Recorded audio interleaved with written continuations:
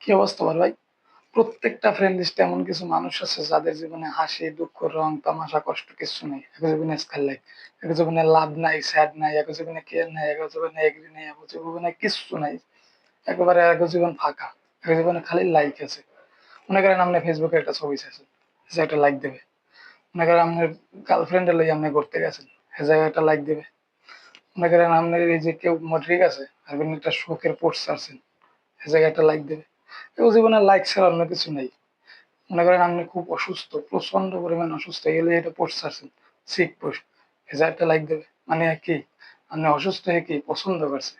প্রত্যেকটা জায়গায় লাইক ছাড়া আগে জীবনে আর কিছু নেই। এটা নিজেরাও জান না যে ফেসবুকে যে রিয়াক্ট গুলা, লাভ কে আছে এগুলো যে কিসের জন্য দিছে, এরা নিজেরাও জান না।